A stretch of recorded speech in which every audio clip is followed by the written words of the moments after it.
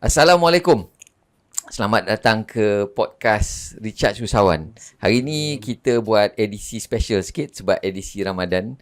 Kita rekod dalam bulan Ramadan tengah puasa. Jadi kita pelan-pelan lah, santai-santai. Tapi hari ni mungkin tak berapa santai juga sebab hari ni nak tanya soalan-soalan yang mungkin mencemaskan tuan-tuan dan puan-puan. Dan kita akan buat sesi bongkar sikit. Dan bersama saya seorang tetamu istimewa. Saya nak jemput dan perkenalkan. Selamat datang Dr. Roslan ke podcast Richard Usahawan. Terima kasih banyak. Mungkin sebelum kita bongkar atau tebuk isu-isu yang kita nak bincangkan hari ni. Tebuk jangan tak tebuk.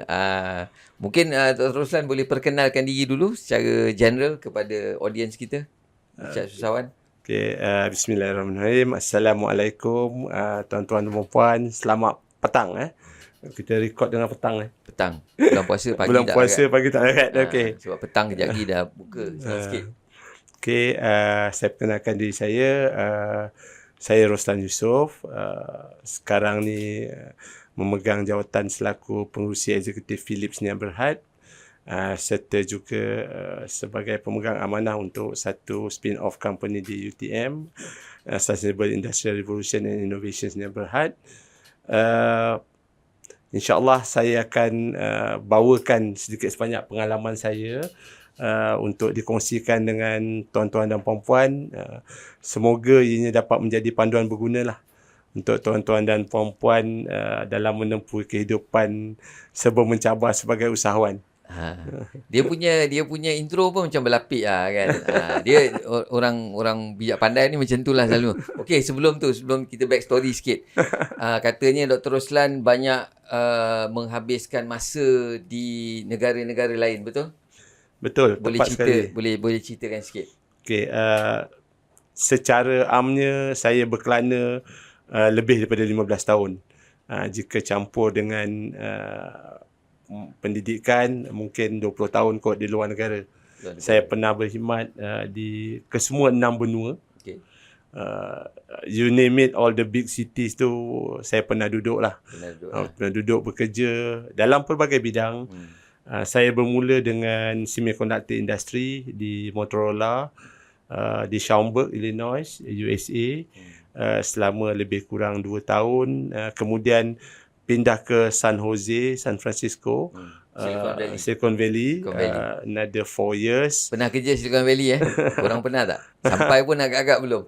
Agaknya bila kita cakap kan, saya kadang kelakar lah bila cakap pasal terutamanya startup kan. Dunia startup ni kita akan cerita pasal VC, Betul. venture capital kan, kemudian Silicon Valley. Kemudian kadang-kadang saya tanyalah, so pernah pergi ke San Jose kan? Jadi orang kadang-kadang tak tahu Silicon Valley itu gelaran. Gelaran, betul. Tempat yang tempat yang namanya San Jose. Dekat US kat US. Kat California kan. Jadi kita nampak kita ni kadang-kadang kita generalize satu-satu benda tu sampai sesimpel-simpel tempat. Betul. Kan? Tapi tak apa, kita nak bongkar lagi banyak ni. Kita nak cocok lagi dalam ni. Tapi kita pelan-pelan kita pelan-pelan pergi sana. Macam San Jose ni kebanyakan orang tak tahu, tapi kalau San Francisco orang tahu. Yes, betul. San Francisco popular. San Francisco popular. San Jose orang tak tahu. Orang tak tahu. Silicon Valley orang tahu. Orang tahu. Kan? Silicon Valley orang tahu. Itu sekadar nickname lah yang ramai. The actual city orang tak tahu. The actual city orang tak tahu. Sebab tu cara saya kadang tu menilai seseorang tu sama ada dia betul-betul tahu ataupun orang kata sekadar sembang je. Bila dia cakap Silicon Valley, saya akan tanya kat mana Silicon Valley tu. Lagi jahat, lagi nakal. Saya tak adalah sampai macam tu sekali. Trap orang tu kan, cakap tanya tempat kat mana, tapi mungkin boleh try kan. So korang yang dah dengar bernasib baik sebab korang dah tahu Silicon Valley kat San Jose. So San Jose 4 tahun. San Jose 4 tahun. So company apa masa tu? Dengan Motorola. Motorola juga. Sama Motorola. So Motorola is basically a very big company. At that particular time, 1989-1990. Okay. So lepas tu? Lepas tu saya move ke London. I took VSS sebenarnya kat Motorola. Okay. After year 2K, tahun 2000. And then I moved to London, whereby I'm joining Invensys. Okay. Invensys PLC is a big conglomerate, especially on telecommunication and power, juga oil and gas. Because Swisstech, they own Foxborough, which is a very prominent name in oil and gas, dan juga Swisstech Power System, di mana dia adalah pembekal rectifier kepada kebanyakan rangkaian telekomunikasi. So you studied in the UK? I studied in the UK. Studied in the UK, kemudian sambung kerja terus dekat US lah, dekat US, and pindah balik ke London kan. So total kerja pun dah lebih kurang 15 tahun. Lebih kurang gitu. So kenapa balik? Saya tak tahu. Sekarang kalau saya rasa macam kalau orang berpeluang kerja overseas, saya cakap kau kerja je lah sana. Betul. Pencen je lah situ kan, tak payah balik Malaysia. Tapi kenapa doktor balik? Okay. For main reason sebenarnya saya nak jaga kedua orang tua saya lah. Diorang tak berapa sihat masa tu. Jadi sebagai anak sulung, saya terpanggil lah. Itu tanggungjawab saya. Saya pun dah lama berkelana di negara asing kan.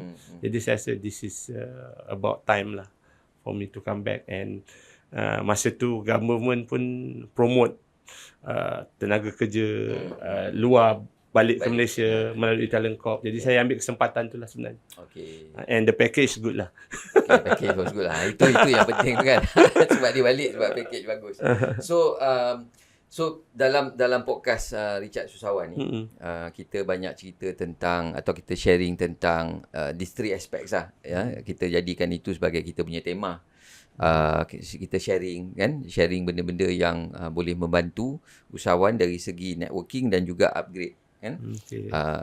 So tadi masa kita sembang awal sebelum kita mulakan podcast ni tadi, dah ada bibit-bibit benda yang kita nak bincangkan. Jadi kita nak stay within that context of usahawan, research and all that kan. Tapi saya tertarik juga bila kita mula cerita pasal AI kan. Mungkin kita boleh mula kat situ lah kan. Macam mana pandangan doktor tentang AI sekarang ni, sebab benda yang viral sekarang, yang diperkatakan di semua level, daripada level grassroots yang banyak pergi kelas AI ni semua, sampailah ke level ministry. Okey, faham.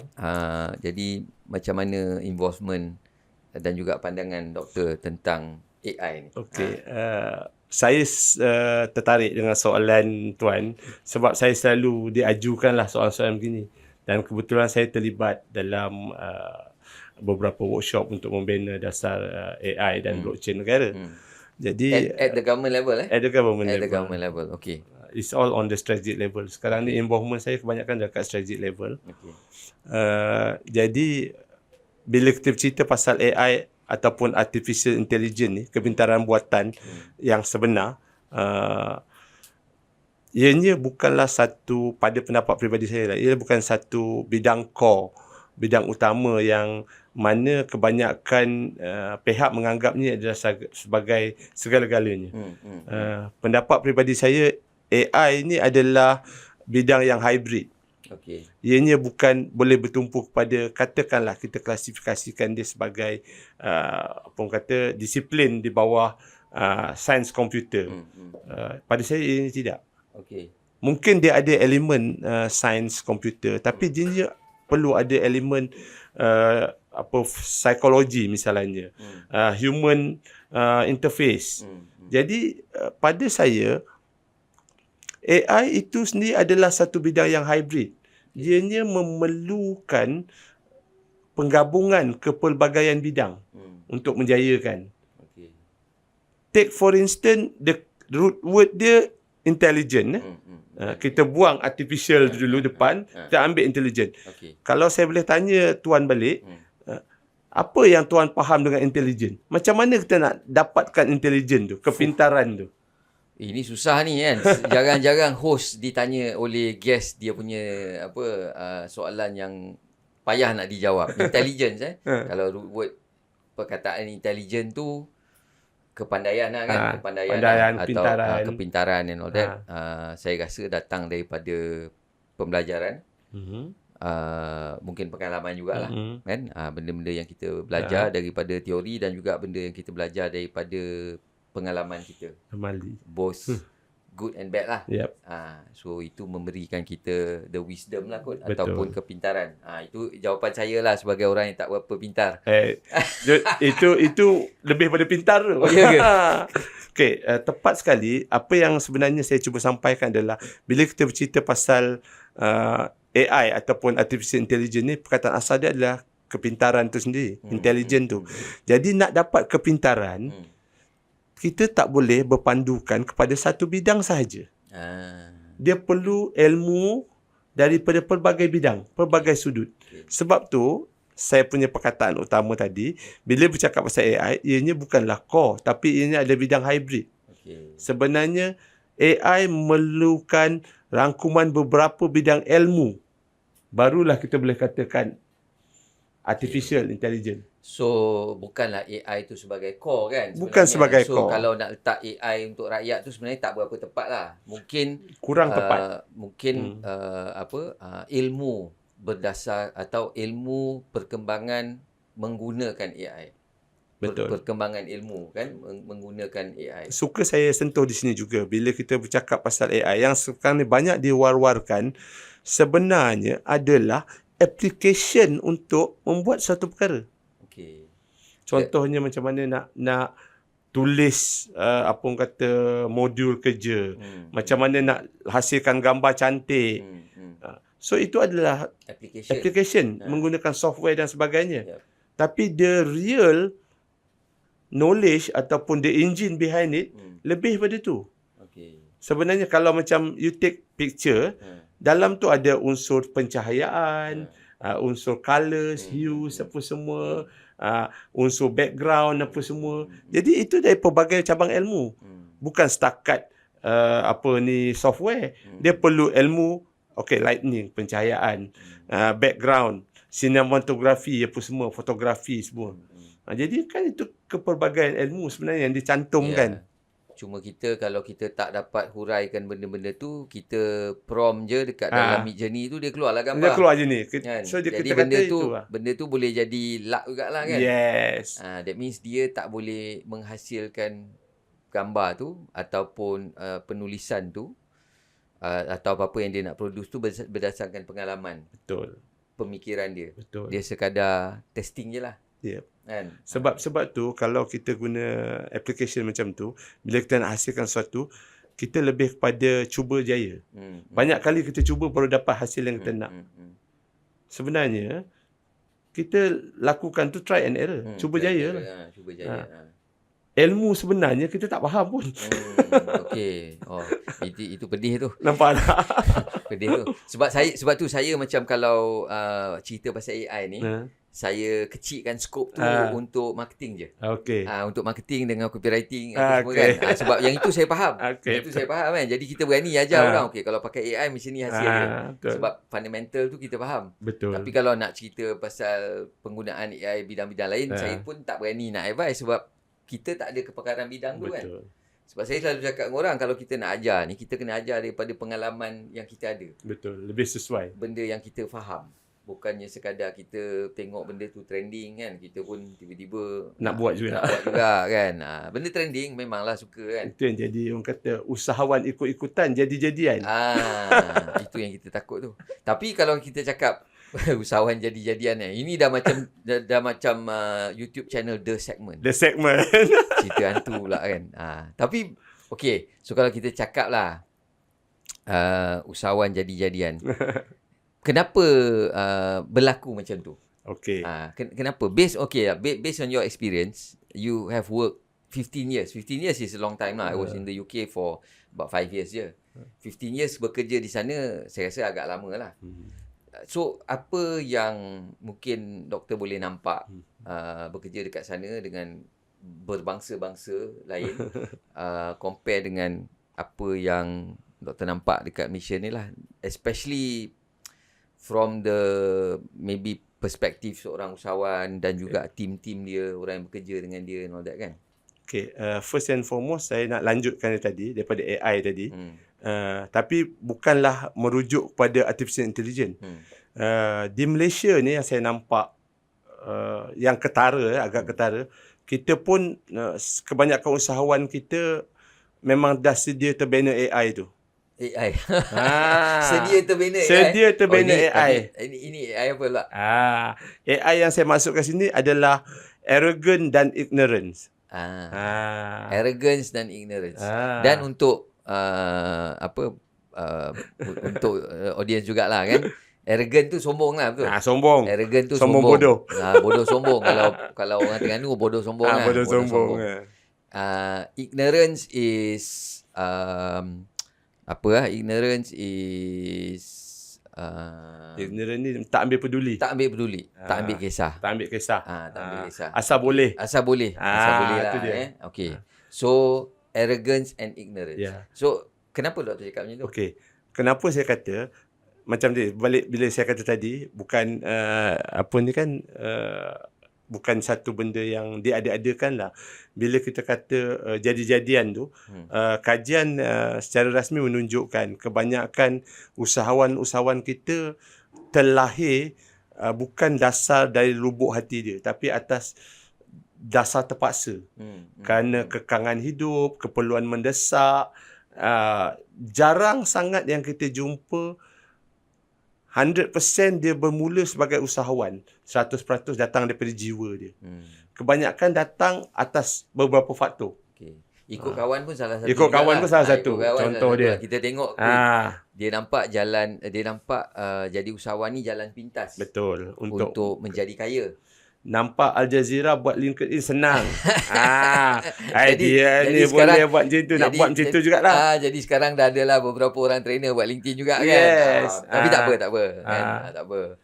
Kita tak menghalang lah orang cari orang nak cari rezeki kan. Tapi inilah juga bila kita tak ada distinktif orang kata kita punya core dengan orang lain, kita sama je, kita tak faham. Okay. Macam sekarang, contoh paling mudah, Al Jazeera mengusahakan perniagaan LinkedIn. Okay. Kalau saya nak tiru, saya tak akan jadi sebaik you. Okay. Because you really know your stuff. Okay. And then, you dah menjiwai benda tu. Lain macam. Sedangkan saya hanyalah meniru. Sebab apa? Saya nampak satu segmen, ada market, ada peluang, saya boleh generate income. Okay. Dia tak sama dengan the passion of that. Okay. Baru semalam saya buat satu sesi lah, kebetulan dengan doktor semalam. So saya explain lah kita punya I use that acronym lah, kita pakai PING sebagai akronim kan. P tu kan. P tu saya cakap purpose lah. Kita buat apa-apa pun kena ada purpose. Betul. Dan saya buat LinkedIn ni memang ada purpose. Betul. Dan antara satunya sebab saya diberi peluang, kita pun tak plan, kita diberi peluang oleh LinkedIn sendiri untuk jadikan trade partner. Jadi nampak bagus platform ni, tapi kenapa orang kita ramai tak pakai? Betul. So jadi saya terpanggil lah untuk nak buat benda tu kan. Jadi itu antara yang mungkin membezakan sedikit lah saya dengan orang lain kan. Betul. So usahawan tadi kita tengok, kita betul kalau saya reflect balik the series sekarang ni kita dah lebih kurang 24 kan. Ramai juga usahawan-usahawan yang saya dapat berkongsi pengalaman. Saya tanyalah kenapa dia start bisnes semua kan, sebab saya nak prove my theory wrong. Sebab saya cakap selalunya orang nak jadi usahawan ni dia kena ada passion. Betul. Dia kena ada purpose. Tapi kita nampak juga daripada sharing-sharing tu semua, ada yang jadi usahawan ni sebab terdesak. Betul. Macam doktor cakap. Ada yang tak ada peluang lain. Dia nampak mungkin kena VSS kan. Dia nampak mungkin jadi usahawan ni satu peluang untuk dia bangkit balik, untuk bermula sesuatu. Dan juga mungkin ikut orang. Dan belum betul-betul yang jumpa yang memang dia cakap memang sejak belajar dari universiti ataupun sejak kecil memang nak jadi usahawan. Tak jumpa lagi. Tak jumpa lagi. Kan? Jadi kalau kita expand sikit from that arrogance and ignorance tu, so what is your perspective? Dan what do you learn from the experience masa kat overseas and all that? Kebanyakan usahawan-usahawan yang berjaya di negara barat lah, mostly yang saya berada di sana, mereka ni seolah-olah ada satu acuan, di mana acuan ni dibentuk sejak mereka kecil lagi. Daripada peringkat prasekolah hinggalah sampai ke universiti, mereka diberikan feedback tentang apa kelebihan mereka, dia strength, apa kekurangan dia, weaknesses dia. And setiap tahun cikgu yang terlibat akan bagi tahu, okay, kelebihan you sekian-sekian, kekurangan you sekian-sekian. So untuk next year you kena improve on this and so on and so forth.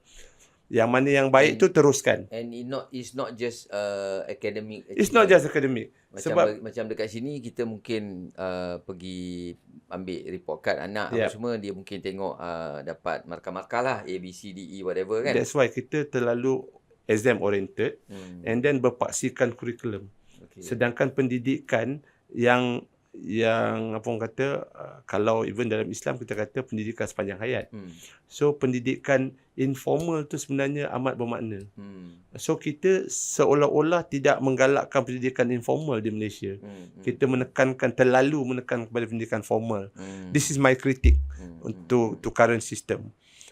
Because I pun terlibat dalam education ni, jadi saya nampak something yang kita boleh improve lah kot kan. Something yang kita wajib mesti. Bukan perlu wajib lah. Sebab itu macam sekarang ni, I mean the last couple of years kita nampak trending adalah the wave of TVET. Yes. Yang kita terlupa. TVET di Malaysia bukan baru. Yep.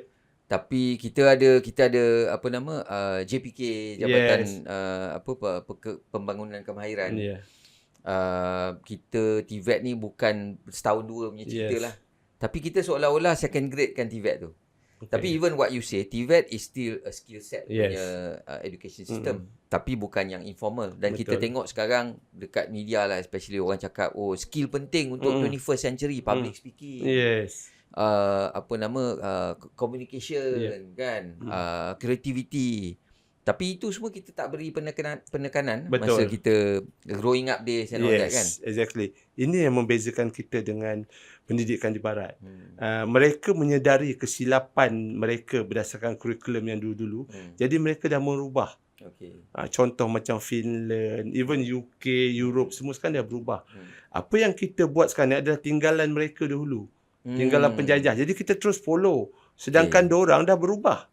Kita tak ubah. Yang bagi kita the system tu dah berubah. Kita masih pakai sistem yang lama. Betul. Yang diorang dah tak nak pakai. Tepat. So maybe it's about time lah untuk penggubal dasar untuk kita tengok balik lah. Ataupun even kita tak perlu tunggu lah. Kita tak perlu tunggu kerajaan buat something. Kita sebagai mungkin ahli komuniti, usahawan ke, ataupun sebagai parents kan, mungkin kita boleh start explore lah. Kita start explore dan kita kena mainkan peranan yang lebih aktif menyeluruh dalam kes ni. Kita kena tahu hak kita sebagai rakyat apa. Hak kita sebagai rakyat. Hak kita sebagai rakyat. Macam mana tu? Cuba expand sikit. Itu menarik tu kan. Mendapatkan pendidikan yang bermutu adalah hak kita. Ini terjamin dalam perlembagaan sekalipun. Dan kita tak pernah tanya pun kan? Kita tak pernah tanya. Tak pernah persoalankan pun. So lepas ni PIBG kena aktif lah. We have the right. Dan saya agak bangga juga. Ada sedikit perubahan dari segi macam kementerian pun ada yang membuat sesi libat urus dengan rakyat dan sebagainya. Tapi kita masih lagi dari segi penyertaan amat kurang. Kita kurang melibatkan diri kita dalam keadaan sedemikian. So sekiranya ada public session, sesi penerangan umum, patutnya kita hadir sama dan beri curahan nurani kita untuk sama-sama diambil kira. Kita pun patut get involved lah. Yeah. Sebab macam saya pernah lah berborak dengan kawan-kawan yang ex-politician lah. Yes. Ex-politician. Mungkin sekarang tak terlibat lagi. Dan dia orang selalu cakap sebenarnya kita sebagai rakyat perlu ambil tahu tentang politik. Betul. Kita tak semestinya masuk parti. Kita tak semestinya menyokong mana-mana parti. Tapi kita kena faham. Yeah. Dan kita perlu melibatkan diri dalam suasana politik tu supaya kita faham apa benda yang penting, macam mana politik ni mencorakkan negara kita kan. Ini yang saya rasa tak ramai rakyat yang faham. Mungkin agak terkeluar sikit dari topik usahawan, tapi usahawan pun kena ambil tahu juga. So ini yang kita panggil the ignorance lah. Ignorant. Sebab walaupun kita usahawan, kita rasa tak ada kena-mengena pun bila menteri buat keputusan apa semua ataupun ucapan kebelanjawan ke apa.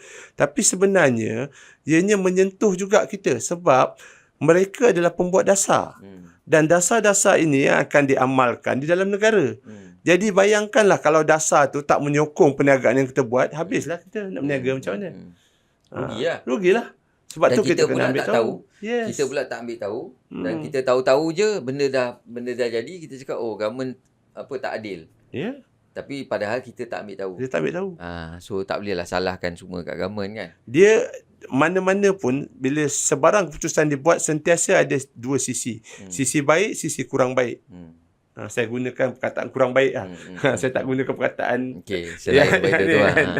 Okey. Jadi cerita dia adalah kita juga bertanggungjawab. Sebab masa pilihan raya kita mengundi mereka. Walaupun akhirnya keputusan itu adalah keputusan mereka. Bila dia debatkan di parlimen, mereka hanya mendebatkan benda-benda yang mereka nampak. Kadang mereka tak nampak masalah kita. Sebab tu kita perlu sebanyak mungkin kalau boleh libatkan diri dalam sebarang policy making government. That is the only way. Dan sekarang pun kita tengok Government of the Day lah. Government of the Day pun banyak sebenarnya sesi-sesi yang dia open kepada public kan. Cuma sekarang ni sama ada penyertaan lah. Penyertaan tu proaktif ataupun tidak. Bukan sekadar orang datang ramai lah. Kita tengok ambil gambar macam ramai orang datang, tapi tak ada apa-apa yang bincangkan. Tak ada impact langsung. Tak ada impact langsung. Jadi itu pun kita tak nak juga lah kan. Itu yang saya suka menyentuh di sini. Sebab salah satu tujuan utama podcast ni adalah untuk membina networking juga kan. Jadi secara tidak langsung penglibatan tuan-tuan dan puan-puan dalam sesi-sesi libat urus ni adalah sebenarnya satu cara tuan-tuan dan puan-puan bernetworking. Membina jaringan. Sebab mungkin selama ni kebanyakan usahawan kita tertumpu di kalangan mereka sesama kita je. Kalau saya termkan di peringkat operasi sahaja. Sedangkan pembuat dasar tu ada di peringkat strategik. Jadi inilah peluang untuk tuan-tuan berjumpa dengan mereka, pengubah-pengubah dasar ni ataupun wakil-wakil mereka di peringkat taktikal untuk menyampaikan isi hati tuan-tuan dan puan-puan. Teks tinggi bagi tahu mereka. Sekarang ni teks macam-macam ada. Barang mewah ada teks. Barang yang jual pukal pun kena teks. So benda-benda macam ni sebenarnya kita boleh elakkan kalau kita ada representasi yang tinggi dan kuat di kalangan rakyat, di pihak pembuat keputusan. So kita tak ada that strength lah kan. Kita tak ada that strength. Jadi kita nampak dekat area kat atas level parlimen ke ataupun penggubal dasar apa semua, dia orang adalah dia buat poll apa semua kan, ambil daripada some statistik, buat sampel apa semua, tapi basically kita tak cukup kuat untuk kita nak menggerakkan atau menjanakan ekonomi. Memang dia orang pembuat dasar apa semua kan, tapi sepatutnya kita rakyat dan juga usahawan ni yang sebenarnya membentuk ekonomi. Dan macam baru-baru ni pun kita nampaklah kekuatan kita sebagai consumer kan, sebab kita sedia maklum kalau kat Malaysia ni majoritinya orang Melayu adalah consumer kan. Dan kita nampak baru-baru ni bila isu boycott tu, kita nampak kekuatan the consumer. Tapi kita pun nak jadi consumer yang bukan ignorant lah. Kita tak ada that sensitivity atau consciousness kat mana nak spend. Bila ada isu baru kita boycott. Padahal kita boleh membentuk satu-satu atau boleh drive ekonomi tu kepada arah yang lebih baik. Betul. Kan? Inilah bila kita menyambung pasal perbincangan tu, tadi saya dah share pasal kita punya arrogant dengan ignorant apa semua. And then macam mana kita boleh buat networking apa semua. Mungkin salah satu cara untuk kita upgrade, tingkatkan diri kita adalah kita kena bijak dalam membuat keputusan. So skill ni pada saya lah, antara banyak-banyak skill, orang katalah communication lah, apa semualah, soft skill lain lah, teamwork apa semua. Tapi pada saya yang paling penting saya cerita pada decision making. Pada saya itu yang paling nombor uno lah, orang kata nombor satu. Numero uno Nombor satu. Sebabnya kenapa? Terbentuknya sesebuah negara adalah daripada rakyat. Okey, rakyat asalnya daripada mana? Peringkat terbawah sekali adalah kita sebagai individu. So daripada kita sebagai individu, barulah kita wujud keluarga, kemudian masyarakat, komuniti, dan barulah ada state, ada country dan sebagainya. Jadi semuanya berkisar pada diri kita. Cara kita bertindak, cara kita membuat keputusan akan mempengaruhi keluarga kita, mempengaruhi komuniti, dan kemudian mungkin daripada kaum, bangsa dan sebagainya. Jadi collectively, bila kita buat keputusan yang salah, akan ada orang lain yang buat tindakan yang salah juga. Jadi collectively, kalau semua orang buat decision yang salah, apa jadi pada negara? Salah lah. Tindakan yang salah semua. Tindakan yang salah semua. So kalau mungkin negara kita tak boleh create an impact lah through this podcast kan. Tapi mungkin dari segi individu tu, if you say decision making is a skill yang kita perlu perkuatkan, macam mana kita nak buat? Okay, a very good and valid question. Okay, berdasarkan pengalaman hidup saya, bila saya berada lama di luar negara, apa yang saya hargai sebenarnya bukanlah dari segi wang ringgit ataupun masa yang saya spend, tapi saya belajar hidup sebenarnya. So kehidupan di rantau orang membuatkan saya lebih cekal menghadapi setiap dugaan dan cabaran. Dan saya berjaya keluar daripada kepompong biasa melihat sisi kehidupan. Jadi mungkin saya melihat ni, orang kata, dengan cara yang berbeza daripada kebanyakan orang. Okay. Macam mana untuk melahirkan kita menjadi pemikir yang bagus, bijak dalam membuat keputusan. Kita tak dapat lari daripada ada dua-dua benda. Pengalaman dan pendidikan. Pada saya dua-dua ni, 2P ni paling penting. Dan 2P ni jugalah kalau kita imbuh dalam perniagaan ni pun jadi penting. Tapi P lain, political and palace. Political and palace. That's only applicable in Malaysia. Okay. Kita tak nak sentuh yang tu lah. So that means pendidikan dan pengalaman. Okay, so ini elemen yang penting. Ini yang macam yang kita cakap tadi lah. Kita ada kepandaian. Betul. So datang daripada pendidikan kita dan juga pengalaman kita. Betul. Dan ramai usahawan ikut-ikutan ni atau jadi-jadian ni, dia tak ada ataupun dia kurang benda tu. Dia tak ada dua-dua. Mostly tak ada dua. Dia ada salah satu. Mostly ada orang ada experience tapi dia tak ada pendidikan yang betul untuk membantu dia mencenderung dalam bisnes yang dia ceburi. Ada orang yang ada pendidikan yang bagus tentang bidang bisnes yang nak ceburi, tapi dia tak ada pengalaman. Jadi bila salah satu tu ada shortage, dia tak boleh bergerak dengan lancar. Ada sentiasa akan ada halangan di sini sana. Apa yang you belajar kat teori, kat universiti, kat buku, ke kelas mana-mana ke, bila you apply on the ground tak sama.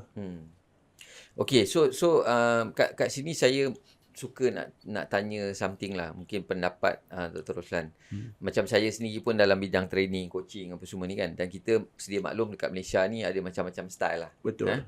Both public and corporate and all that. So kita tak nak lah sentuh dari segi structure and all that. Betul. So masing-masing pun akan ada metodologi masing-masing atau framework masing-masing lah. Betul. Sama ada framework tu buat sendiri ke, daripada pengalaman sendiri ke, ambil buku buat research, cilok mana-mana buat ke kan, ataupun ambil yang sedia ada.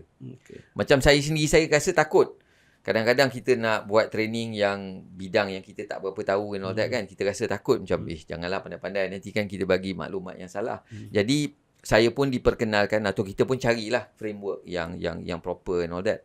Yang dah sedia ada. Yang terbukti. Proven. So macam yang kita pakai sekarang ni, Growthwheel ni daripada overseas yang memang dah diguna pakai di beberapa negara.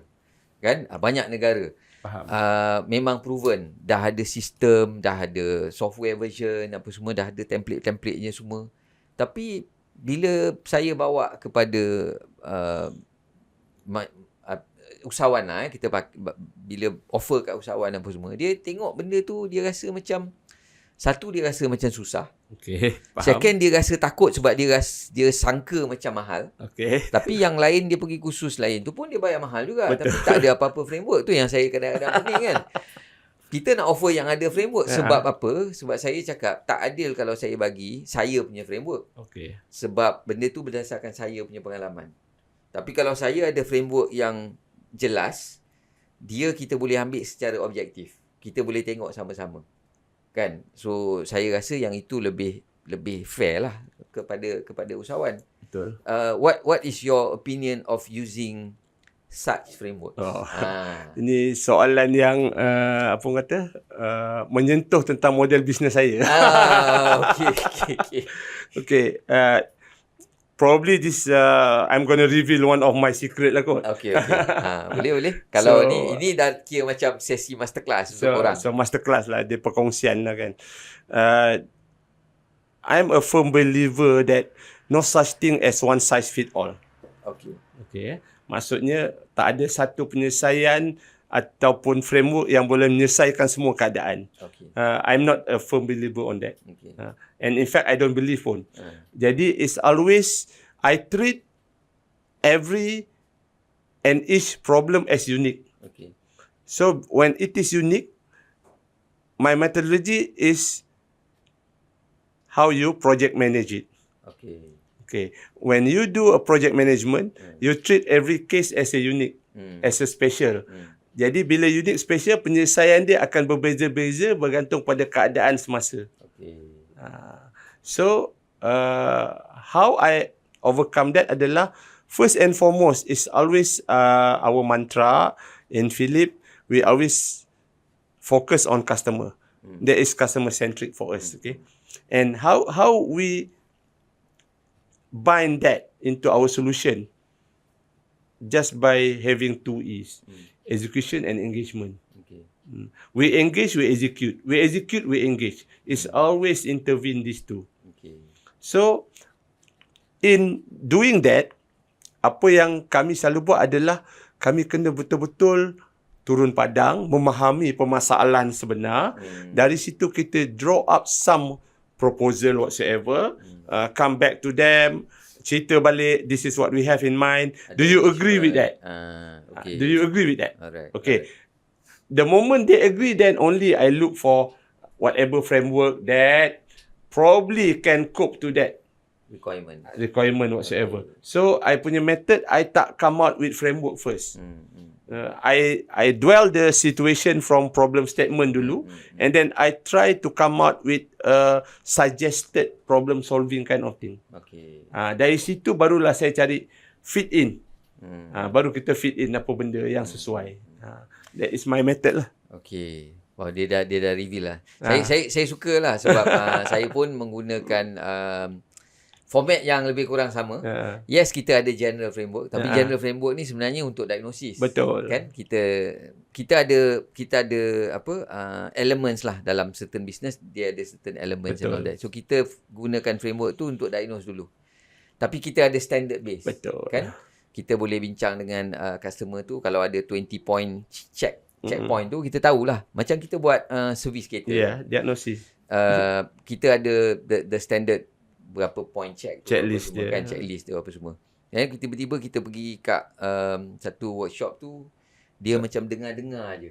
Dia dengar-dengar, dia cakap ni masalah. Dan saya pernah alami lah benda ni kan. Kalau saya boleh cerita sikit lah kan. Daripada situ kita nampak problem dengan kita punya situation. Both untuk usahawan and maybe even at the leadership level lah. Dia pergi based on pengalaman kan. Saya pergi, so the engine was rattling lah, dia bergegar apa semua kan. Jadi dia check lah, dia buat troubleshoot apa semua. Lepas tu dia cakap, bang, engine problem bang, kita tukar engine. Saya cakap, ya betul kan, tukar engine terus. Saya macam ya betul kan, diagnose benda ni dia boleh cakap tukar enjin. Saya macam okey lah, itu style dia. Dia pun cakap dia punya pengalaman kerja kat sini. Saya pun okey lah, terimalah sebagai pendapat. Tapi saya tak puas hati lah, saya pergilah tempat lain, pergilah workshop lain. bawa lah kereta tengah-tengah rattling apa semua ni kan, pergi kan, tinggalkan kereta kat situ. Beberapa hari lagi apa semua kan, saya pun text orang tu tanya kan. Lepas tu dia respon, dia cakap, oh, problem dengan ECU. Oh, isu pula. Lepas tu kan, saya cakap okey lah, kalau ECU macam mana dia punya ni. Tapi kita dapat nampak beza bila orang tu tahu dengan orang tu tak tahu. Tak tahu. Kan? Ya, betul. Kalau yang tak berapa tahu berdasarkan pengalaman-pengalaman yang ada, dia ada solution yang lain. Yeah. Bila hantar tempat yang dia memang buat kereta tu, dia jual kereta tu, dia servis kereta tu, dia ada team yang memang pakar dalam kereta tu, dia cakap issue. Yeah. Solutionnya berbeza. Betul. Jadi kat sini dah juga kita nampak pengalaman dan pendidikan. Ya, penting. betul. Bukan sekadar dia ada pengalaman tapi dia tak tahu kereta tu. Yeah. Pendidikan tu. Yes. Dan ataupun dia tahu teori tapi dia tak tahu, dia tak ada pengalaman. Kan? So apa yang saya sebut tadi jive lah ya dengan jive pengalaman lah. Memang jive lah. Memang sangat jive. So kan? saya tak adalah sembang kosong. Sembang kosong kan.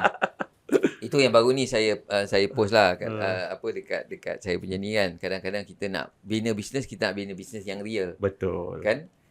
Ada fundamentalnya. Yes. Ada asas-asasnya untuk kita bina bisnes. Bukan kita jadi usahawan jadi-jadian.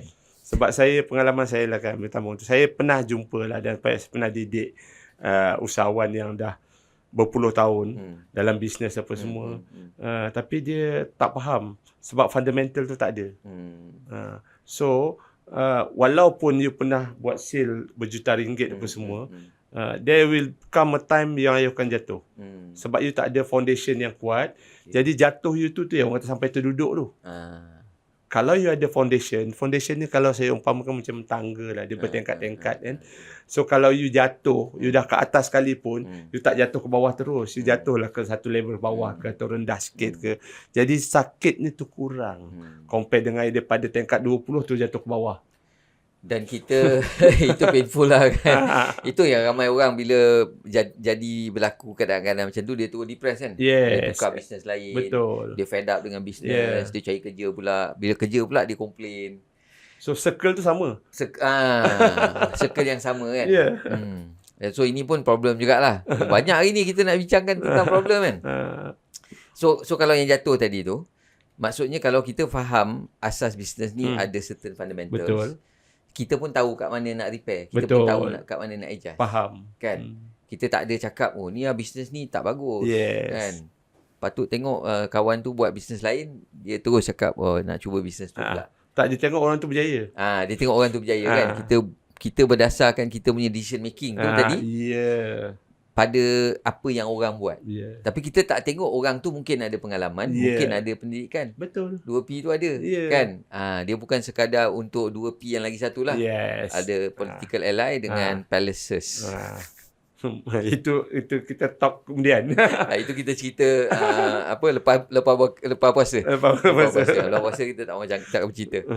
So ini asas yang perlu. Ini asas yang perlu. Jadi kalau dalam suasana keadaan sekarang lah, dengan AI-nya diberikan perhatian apa semua, tapi kita nampak fundamental ni pun masih belum solid. Betul. Apa mungkin perkara yang kita boleh lakukan? Kalau kita mungkin bukan kat level pemimpin yang kita boleh buat dasar apa semua, apa kita sebagai individu ataupun kumpulan usahawan yang kita mungkin boleh buat sebagai solution untuk kita tambah baik kita punya 2P ni? Saya bermula dengan AI dan mungkin penghujung ni pun kita cerita pasal AI tadi tu. Okay. So what we need to do, kita just address AI tu lah. Arrogant dan ignorant tu. Okay. Kita kena selesaikan masalah tu. First, suka tak suka, bodoh sombong kita ni kena buang. Kalau kita tak tahu, tanya. Dapatkan mentor yang bagus, dapatkan orang yang lebih tahu apa semua, belajar. Never stop learning. Semua orang kena start belajar.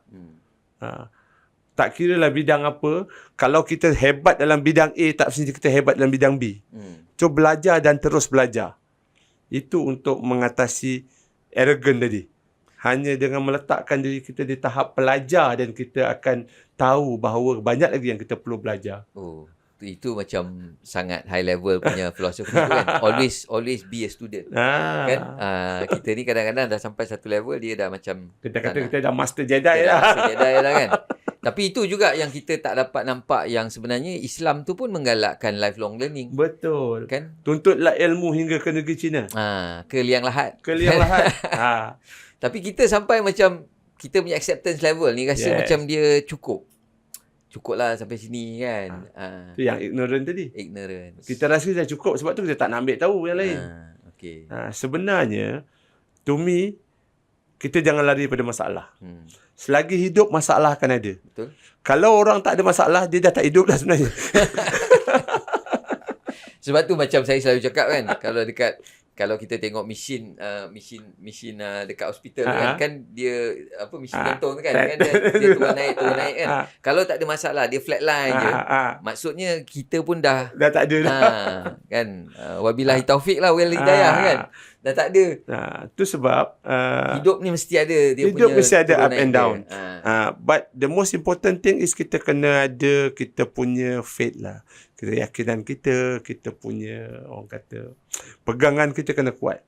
Jangan kejatuhan itu membuatkan kita rasa lemah, rasa rendah, rasa hilang, lost hope apa semua. Jangan sampai kita ada niat nak bunuh diri, na'udzubillah min zalik. Kita tak nak benda macam tu. Jiwa kita kena kuat. Sebagai usahawan, itu sebenarnya adalah kriteria paling penting. Kekentalan jiwa tu kena ada. Dan itu juga kalau diberikan pendorongan daripada kecil and all that, kalau kita nampak dia minatnya ke situ, mungkin itu juga benda-benda yang kita boleh bagi sokongan. Betul. Dari awal lagi kan. Jadi kecekalan tu dibina dari usia daripada yang muda usia lagi. muda. Betul. Kalau macam sekarang ni kita sebab ikut-ikut juga, jadi kita tak ada that resilience lah kan. Nak bina resilient, bila tuan cakap pasal resilient, saya suka menyentuh. This is filosofi Jepun lah.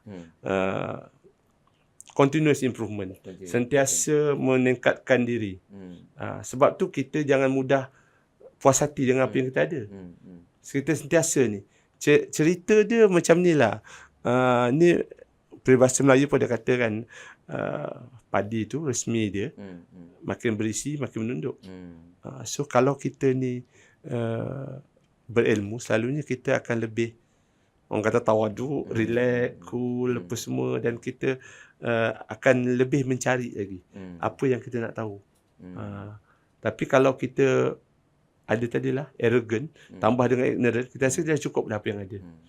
Dan dia punya pencarian pun sekadar pencarian yang mungkin fizikal ataupun mungkin daripada penghasilan. Dia cuma nak kejar wang ringgit, keuntungan, bisnes besar, rumah besar, kereta besar. Dia terlalu, apa kata, terlalu sempit. Dia jadi sekadar material lah. Sekadar material, betul. Kan? And kita boleh kejar benda tu, tapi dalam situasi yang kita masih ignorant, betul, kita masih arrogant. Itu yang kita takut. Na'udzubillah, kita tak nak jatuh dalam golongan tu lah. So minta kita pun bulan puasa ni kita minta jugalah doa supaya kita diberikan hidayah, supaya apa yang kita usahakan ini tak menjadi benda yang kelabukan kita jugalah kan. So benda tu yang apa tu. So okay, so balik in also coming to closure lah of our session. So 2 AI ni tadi. So benda tu kita tak boleh lupa. So macam mana kita nak adakah AI, artificial intelligence tu boleh membantu? Yes, if we have a responsible AI. That is my answer to that lah. And InsyaAllah kita tengah dalam usaha untuk membangunkan dasar AI negara yang mementingkan responsible AI. Kenapa saya kata responsible AI? Bila kita guna pakai AI ni, sentiasa akan wujud 2 elemen, positif dengan negatif. So terpulang pada penafsiran orang, benda tu positif atau negatif. Tapi ceritanya, contoh macam gambar tadi, kita boleh edit apa semua, untuk tujuan yang baik, dia amat bagus lah. Kita dapat gambar yang bermutu, apa semua, mesej sampai. Untuk yang jahat, dia gunakan untuk blackmail dan sebagainya. Okay. So, jatuh pada ethical. Etik apa semua. Tapi etik ni sebenarnya terjadi sebab ada pilihan juga. Dan pilihan tu selalunya takkan dipikirkan oleh orang nak buat. Orang yang nak buat tu dia takkan fikir. Sebab apa? Kalau orang nak jahat, dia jahat juga. Kalau nak baik-baik juga orang kata kan. The fate dia kan. So, apa yang kita boleh buat, kita kena lahirkan dasar yang melahirkan penggunaan AI tu adalah untuk responsible AI je. Maknanya dia kena bertanggungjawab terhadap apa yang dia buat. Dalam bahasa bisnes mungkin accountability. We're talking about accountability. So, bila you buat gambar tu, you doktor tu gambar, gambar elok-elok jadi gambar tak senonoh apa semua, you must be held accountable. Okay, so kita, sebab ialah benda tu bila kita dah letak kat internet, kita pun kadang-kadang tak tahu kan. Betul. Jadi kita kena ada sikap bertanggungjawab tu lah. Betul. That accountability tu lies with us kan. Yes. Sama juga macam sikap kita nak menimba ilmu, nak belajar betul. Semua kan. It starts with us lah. Maksudnya Itu tadi kan, asalnya. Is everything start with us. The change must come from us. Okay. So kalau kita nak buat improvement pun kita kena start jugalah. Kita kena start. Yeah. So mungkin terima kasih kita pun dah cerita dah dekat 1 jam kot kan, dah dekat 1 jam dah kan. So maybe in closure mungkin menarik lah sebenarnya, banyak benda kita nak bongkar daripada Dr. Roslan ni kan, tapi macam tak cukup satu segmen. Tak cukup satu segmen. Mungkin kita buat lagi satu segmen lah kot, atau kita buat segmen khas, nanti kita bincangkan macam mana.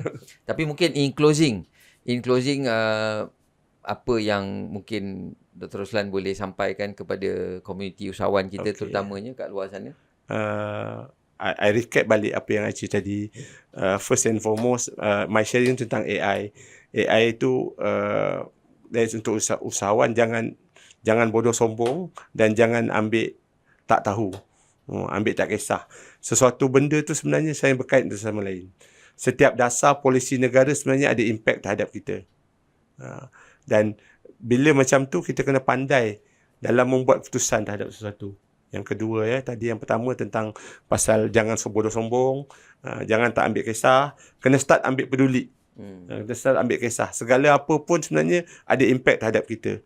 Kedua, dalam membuat keputusan, saya panggil dia seni. The art of decision making. Dia ada seni. So bila art ni, kita tahu art ni seni. Seni individu berbeza-beza. Tapi macam mana kita nak leverage on that? Kita kan ada dua ni. Pendidikan dengan pengalaman. Kena ada. Kena jalan seiring. Tak boleh tak jalan seiring. Dan yang ketiga, kalau kita nak bina networking tu, kita kena involve. Engage. Engagement kita kena ada. So, barulah jadi. Nak execute, kita kena engage. Jadi ada execution engagement. Okay. So tak boleh kata kita just come up with a solution, kita terus propose. Tak boleh. Kan? So my last, this is my mantra basically. I derived this since my PhD day lah, masa saya buat PhD dulu. Execution is impact on action. That is my punchline. Okay. Boleh olahkan sikit. Bila kita kata execution, orang selalu kata execute.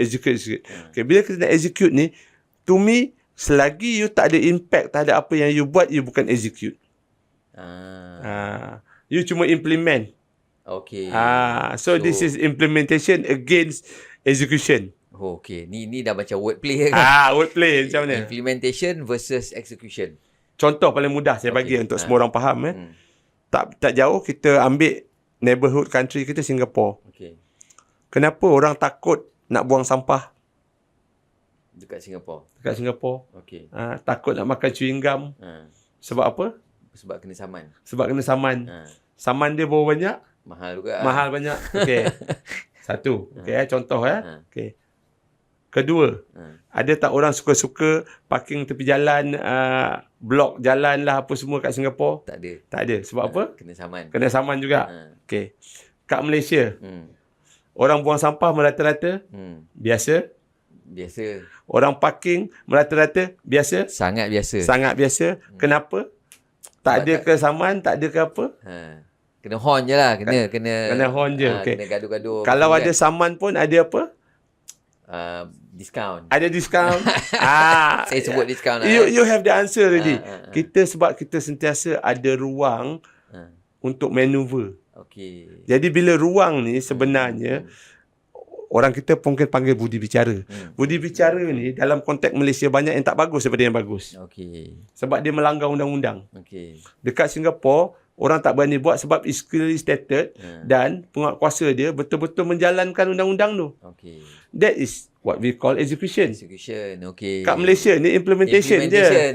Implementation tapi tak ada execution. Yeah. So maksudnya dia tak ada follow through lah. Tak ada follow through. Okay. Dia ada plan. Ada plan. Tapi dia tak ada follow through. Sebab tu tak jadi. Okay, tak jadi. So that means dalam bisnes kita pun macam tu lah. Kena macam tu. Meeting kan. Plan. Nak buat apa semua. Tapi tak ada orang yang buat dan tak ada orang yang check. Probably my last view lah, my last advice mungkin kalau nak sharing kan. Jangan takut buat silap, buat je. Just do it first. Macam Nike meminjam slogan Nike, just do it kan. Kita ni kadang takut. Orang Malaysia kebanyakan nak tunggu plan tu biar perfect baru nak buat. Sedangkan no such thing as perfect thing. Betul. So just do it. As time goes by, kita improvise. Kita top up lah mana yang silap tu kan. Mana yang kurang apa semua, improvise apa semua. That's the gist of it lah. Alright. Thank you very much. I think it's also a good closure macam kita sendiri buat this podcast. Kita pun adalah some plan. Tapi kita pun execute juga. Daripada execution tu sebenarnya yang kita lebih nampak hasil dan nampak macam mana nak perbaiki dan tambah baik. Betul. Dan belajar daripada situ kan. Kalau kita tak execute, buat on paper je, rasa tak sampailah 20 episod ni kan. Dia tinggal harapan. Tinggal harapan je lah kan. Ramai orang berharap tapi dia tak buat. So I think with that kita boleh wrap up the session. I think it's nice. Kita kena mula focus more on executing, rather just wanting to implement ideas and all that. So terima kasih Dr. Roslan kerana sudi bersama kita. Hari ni panjang sikit kita punya sesi. Hopefully audience kita pun dapat banyak huraian and things that you can implement. Semoga bermanfaat untuk semua. Yes. So dengan itu, kalau ada apa-apa ni, you all boleh tanya dekat ruangan komen. Kita sentiasa terbuka nak dengar juga feedback daripada korang semua. So dengan itu, terima kasih sekali lagi daripada kami di podcast Richard Usahawan. Selamat berpuasa dan berhari raya nanti, insyaAllah. Kita tak tahu bila siri yang seterusnya. Mungkin ada delay sikit sebab nak raya kan. Tapi kita tengoklah, kita umumkan juga. So terima kasih semua sekali lagi. Assalamualaikum. Terima kasih Dr. Roslan. Terima kasih kembali.